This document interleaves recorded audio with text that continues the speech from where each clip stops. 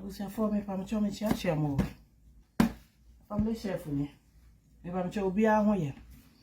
ni se nyame adom obi a ho ye me so me ho ye pa me pam cho me ko Ghana ti se bumu ma cha mo fa nche me ma me ho akwa aba me ko Ghana na me pa cho me ko e de me ko hu ye ni na we se family chef so de bibi sa na me hu de ya me fa me beka ana me hu de a enko yesu so me beka na nyina de etu ye ho fo me pa cho wo ha na se o hwe me video e bia me srew take this note me srew take this note me ko do Ghana no bibia ko ye kama nyame adom abusuafo obi a ho ye me ba na madam fo bi ye se obeye bag ama me na me dia ba na ye nyina nim se obi ye bag ma wa obema osika se fatu aka na nipa ne de bag ni hia mo airport oba ye no na eniama ne gu efira so ame bag bi mo na ye nyina so nim se sesia no ne yetete no anase ne o ewiem ni se efira so ame bag no anase Ghana must go sa bag plastic bag bi sa no ye mfa enko biom wo de kwa na omo ha wa adwo mfo se aduane ne niam wo mto mba fitifitim mu biemu yi niam wo mu ni ade nti obi anim sesia ye mfa nko biom nti lady no soma se mfa ne ma ne report niam ne bre me no mi do airport no ogina na sa bag ni bi ne kuta no ti mi hu mi yam hye me na so sister na oni mi sesia bag ye mfa ntu kwa biom ade na wa fa ngu suitcase mu no so ono onim na so okay ti mi ni gina kasa na guy bi a minim no oba airport wo and so sister santo a enti wo dia mebo obi aboa na wa check you in na wo ji obi bag akona mse so meboa na wa yi bibia so okay na ko esisa na ma nyina gu trolling so and ye di wura inside ampa wo di bechi bo amia ye kodu yo no anso kasa so confirm say bag na wo de kono de be hawo because wo be fitiri mu tisa na tie dia yi nipa ne niam na fa gu wo niam na so na na o wait ni bi meka ho na me work ama mo watua no wo ho na che se wo mfa bag ne nkonti niam na fa gu wo niam na so na me ma lady na odi niam na ba yi di machi se di machi na me nko na hu se nyame na ma sheda se me yi niam no na emom no requirement e wo ho ani po so obeboa me no de so oye no nti ampa mo ma lady ni wura mu airport inside ho e no ba ye no mu bie bag ne so e no mu yi niam ni na good di go me niam na so fine na wa onim connection ho airport o ma na mu no connection e no say instead of 200 no obetima ya mama tua 150 because my ye gu me niam so nti enye extra bag bi mu just difference na was no ba ya mama tua 150 me say okay ampa akwa ni di bachi me pushi ade na kuko way bag ni na fine nti ewe ni nyina no e na oka chem se sika no me fama no na ma me fama ntu ama airline na me fama no me first ka na na me say oh na me full say me tu ama airline no so there be me fama na me say okay me ba me sika wo me hu nyina me de ache nti sika very lucky na mo $100 da me bag because me nim say me kuta me credit card be do New York metimi di me credit card atua Uber ka metimi di award down ho ayiska nti lucky ne say be $100 to me bag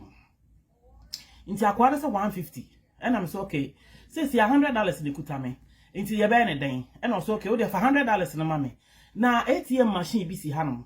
we betimi di o card na shim na we yi 5 million na me dey $100 we dey nya hwe 5 million ye ka $50 a e be bo 5 million Ghana scam but we dey yi 5 million mame na me fanka $100 so na me adwuma na me gira ha me ye no me wo boss a me ne na ye me obi na me ne ye nti se me kobu akonta mani pa no nti we dey 100 na mame a for 5 million ka na me fanka mani pa no and I'm so okay me ja ho din am say eh o se mi nko yi ska oda ho o se am yam hye me kakra ba me hu se nipa mienu bi gina ho a o so mu yi ska o mu hu se abrofo kan wo mu ye foreigners no so o show bi kra na o gina ho a o yi ska no enti no o so kona ko yi 5 million for mame ska ka me hu nyina ye $100 ana me so ma andua nko chiri mi de mi card me ATM card Bank of America card ko share ATM machine ho me de share ho a me bo me pin na mape ana machine ka ye ebo pipipipi de say I say empty sika ama me sika bia nti ha na kwa na ba no oh ani me said machine is scanning mo Ghana machine ani say scanning nti madam e ben na me so nim bibi me ani say yen kona kwa try ba ko ha bia na me say no me try bi mu na me yam ahye me say me try bi mu ti ho na me frame me cards na me say na asama abeto me ha ni o ni ama na nipa no de bre me no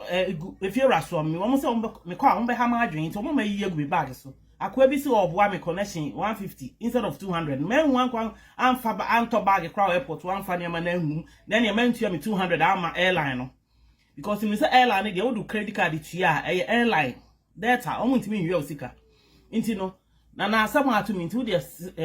mobile money 5 million fama me na fama akwa yi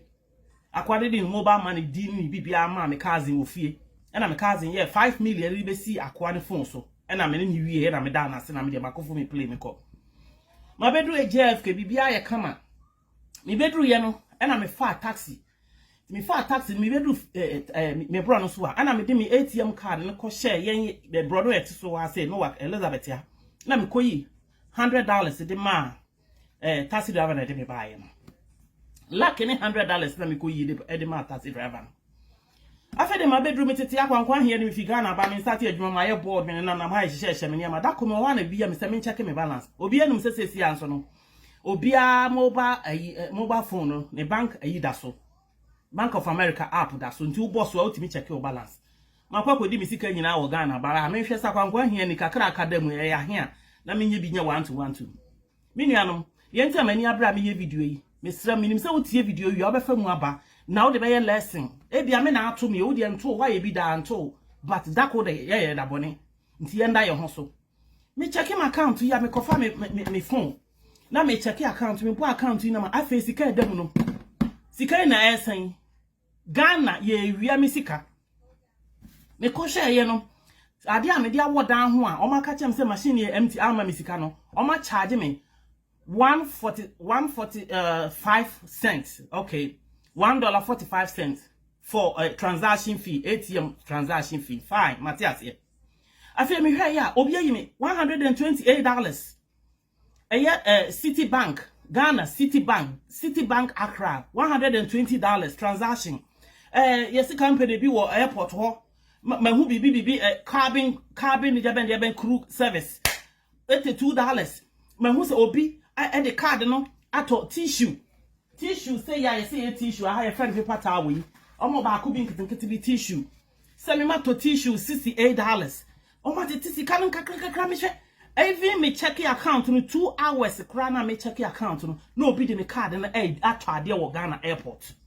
me de ko wo dan ho keke o card ni kuta me e ho de me kana me free Bank of America no me say ye urade sika akada ho kresa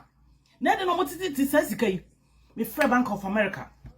customer service me ni akwani jina fo so me see Africa buy 2 days 3 days here ni me ti wona bia me say me check my account obi wi me sika o say ye den na me say me dru airport no me di me card ko wo dan ho say me pesika machine kura ma me sika o ma charge me transaction fee $1.40 something cents fine Matthias here afi obi yi me sika 120 what is scan kura check me person can be printing me statement but we printing me statement na me dey check camera na say ya obi be hu me balance aka me say me person obi be hu me sika da bank etikasa can be printing the bremo na ka me dey check camera is mo hwe me transaction na me ka ho asem no enti Bank of America mo mo me no obi wi sika e na guy na say guy na customer service guy no say Rebecca we are sure say card ekuta wa ha because me no ka say ya within 2 hours obi kuta card na or the transaction or the to tissue $60 something na me say card na ekuta me wo pe kra yenye video call wo be hu say card ekuta me and I'm say wait a minute that me bedru hanom no da no na me ATM machine e wo ye kire ha ya bi $100 de ma taxi driver no eno na be mo wagie di say card ni kuta me Bank of America customer service de kro onji ni wo say me the card na ja obi o Ghana enti me friend ni pa na e bia on stop use na me say card ni kuta ma say no ni pa ni kuta chip no me hwe ayi ni so a me hwe computer no so me hwe account no me timi say ni pa ni kuta card no won nsam o de chip no na aye transaction enya say bia wabobo number no nya say abobo number na me ni pa no say e bia wo gina phone so to ade no obusa say card number ya he expiration date ya he 3 security code na wa chire nya he da bi ni pa ni kuta card no o de ya transaction 2 hours ago o de ya transaction or the ato tissue yes bibi or the ato tissue airport or Accra Citibank and so tete me omra ma me sika 5 million no me de wo ho keke no mo kire me sika ni ho na me de me yi me card buy inti mi nua na mo ma ye hwe ye ho ye wo Ghana man mu da bia freedom fighters sorry I don't ma be kasa no mo bo Ghana chi ye fo so mo kasa too much o my boni mu ni efi inti o my we na da chi ye be koye pension akwakọ tena mu yi eya reho hwe ye kwan hwe ye nsu wo ko Ghana wo be ko toilet saa go so be pa wo ko ye nso so a wo de card so to koye transaction bi so mu wi me sika na me hopo po tete be catch Bank of America papa say papa me fa cho boa me ne ja question na obusa na card ne wo me nchen oda to kwase card ne bi dia ja me se card ne kuta me to no ogia computer no sudi no sampa me hu say date say adopa 11 say no o ye transaction wo bro no a wote so no so nti se card no wo Ghana nka sa time the same day no card ba ko ntimi nja Ghana e ma card ba ko ne ye transaction wa ha nti de o kan ye no kwade be ne say me report to fraud amount nti me cancel card ne kuta do Bank of America card no me cancel na ya je usika ama abrochen hye pa omo de niam agu akwan mu e na omo so me den omo baji mi sika ama me nti me hwe ni within 7 business day no sika do omo baji no kakra ama me and I cancel my Bank of America card no and odi claim to so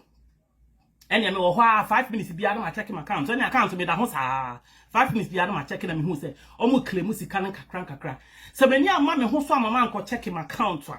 anko check my balance ya nka mani beti no mo di sika wo mu nyina fita na nka Bank of America phone so nka omo mboa me omo beboa me kra nka omo nji sika nyina ma me because say matena ho ache and ade no so kire say nipa ne kuta card na ode ye transaction no.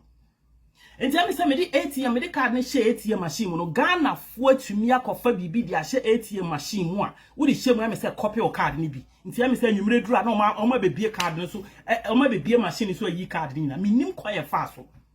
e bia me no kase obi be kase o e bia family chef ha ni we di oboa me de card yi sika da bia antome sensi ade o man mu aye smart sensi akrono no eye krono fita wan hwe yi a e bo krono amani e bia kete me kasi abonten obi di ne car ma me se me nwisu car si abonti awia ketekete ne obi akotu mirror no